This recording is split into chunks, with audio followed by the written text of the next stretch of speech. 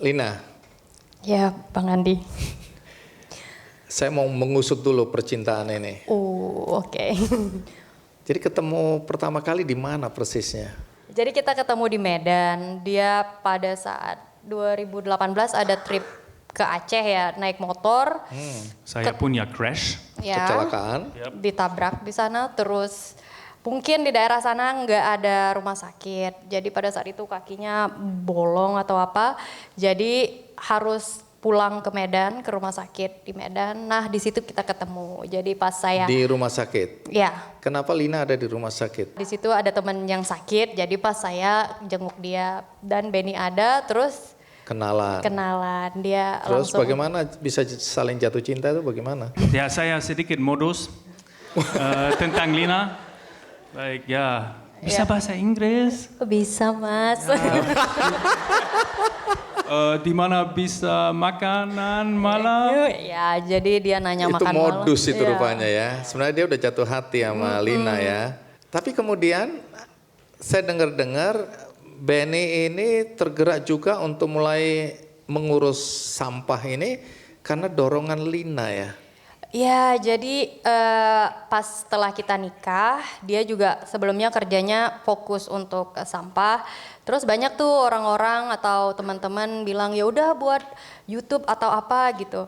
Nah, karena dia expertise di dunia persampahan, ya kenapa kita nggak fokus untuk itu, daripada dia komplain terus di rumah tentang sampah, daripada komplain ke saya sendiri, mending bareng-bareng.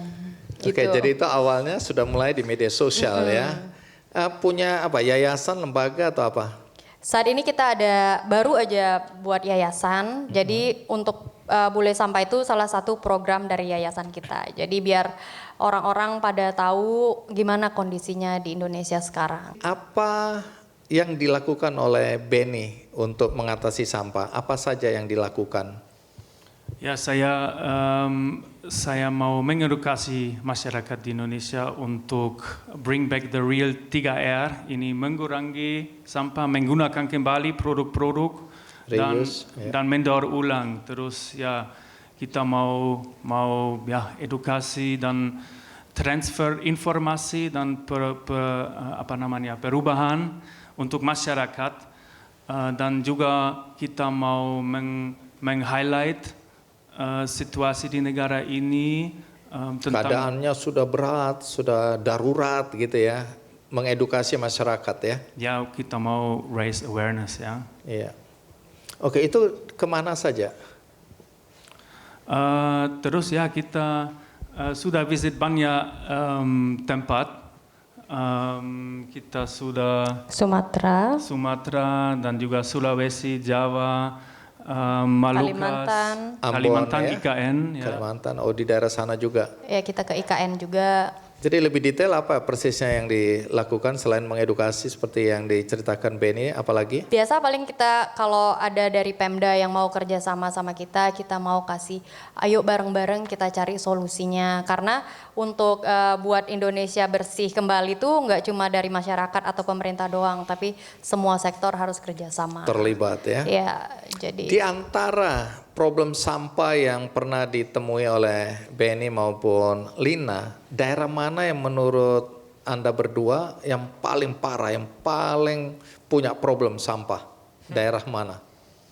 Menurut saya banyak kota besar punya masalah terbesar. Ya kita sudah visit Bantar Gebang, ini TPA terbesar di dunia menurut saya. Terus ya kota besar, di sana ada gunung sampah, dan desa dan kampung-kampung kecil, di sana ada banyak polusi di lingkungan hidup, di sungai juga dan di laut.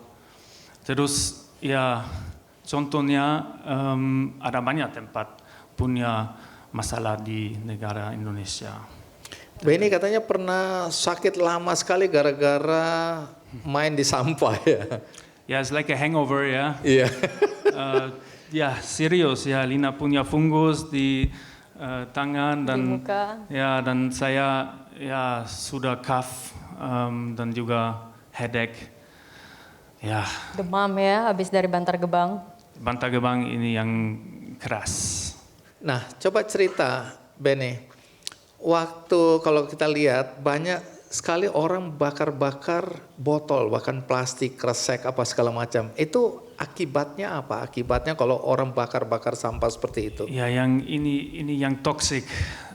Kalau orang-orang membakar sampah plastik campuran, ada sintesis di material namanya dioksin dan furan dan volatile organic compound, dan ini bisa buat cancer. Kalau kita hirup, Yep. apa yang terjadi pada tubuh Jadi kita? biasanya kalau kita bakar sampah tuh tanpa disadari yang partikel-partikelnya tuh bisa hinggap di organ kita, ternyata stay di situ, itu yang memicu kanker. Makanya kalau yang bakar sampah kelihatannya nggak terlalu serius, ternyata memang serius sekali kalau untuk bakar sampah. Hampir di seluruh Indonesia ya. Ya, di banyak tempat orang-orang bakar sampah ya. Di kampung atau di pedesaan memang kalau udah jam 5 atau jam 4 sore ambil sapu, olahraga bakar sampah. Jam sore, jam bakar sampah ya. Tapi kita melihat ini problem yang dihadapi oleh masyarakat Indonesia. Ini misi kami, kita mau meng-highlight situasi ini dan ya mungkin orang-orang bisa thinking about it, how to improve the situation bersama-sama ya. Jadi kalau membuat gerakan untuk mengurangi sampah di Indonesia itu kan pasti ada biayanya. Nah ini dari mana ini yayasan ini mendapatkan uang untuk bisa bergerak mengedukasi masyarakat dan melakukan kegiatan nyata untuk mengurangi sampah? Dari mana biayanya ini? Sekarang kita nggak punya duit, Bang Andy. Ngomongnya ke situ. Kita masih broke, masih miskin. Terus ini inisiatif pribadi sekarang. Terus ya jadi kita cari investor atau donasi. Kita mau dapat donasi dari masyarakat. Kalau kita mau upscale and continue program kita ya. Baik, ini nanti bisa kerjasama sama benihbaik.com, tapi juga bisa kalau orang mau berdonasi, misalnya individual yang ada di sini atau penonton di rumah mau, wah saya tertarik untuk mendukung program dari Yayasan Lina dan Beni ya. Itu bagaimana caranya? Kalau kayak gitu kita bisa langsung ke websitenya kita, val.earth, val.earth. Di situ nanti ada link donasi. Jadi kita terima berbagai donasi atau juga yang mau partnership dari perusahaan atau siapa aja kita open. Dan yayasan kita namanya Veritas Edukasi Lingkungan. Veritas Edukasi Lingkungan. Betul. Veritas ya. Veritas ini ya kita mau membuat konten dan solusi yang frontal, terus Veritas. Ya, yang sejujur-jujurnya. Jadi artinya tuh memang jujur gimana keadaan, kita tunjukin apa adanya. Oke, saya coba tanya ke siapa dulu nih ya? Ada dua penanya. Jonathan. Mana Jonathan?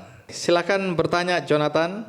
Bagaimana pengalaman kakak-kakak dalam mempromosikan kebersihan di Indonesia dapat memotivasi atau menginspirasi masyarakat lokal untuk ikut ambil bagian dalam menjaga kebersihan lingkungan, terutama bagi generasi muda? Terima kasih.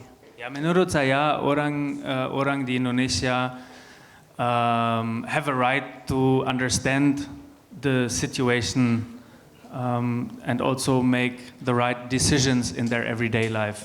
Terus ini motivasinya ya. Jadi kayak motivasinya kita tuh sejak dia tinggal di sini, kenapa sih kita nggak buat aja biar setiap orang Indonesia punya hak untuk dapat udara yang bersih, udara yang segar, area yang bersih. Jadi kenapa nggak kita bersama-sama ngajak.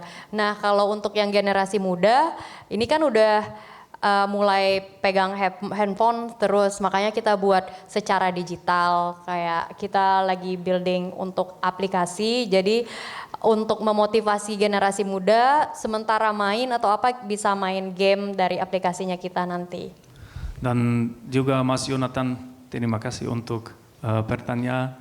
Dan juga saya merasa sedih, banyak orang yang bisa connect konsumsi plastik kita tentang gunung sampah.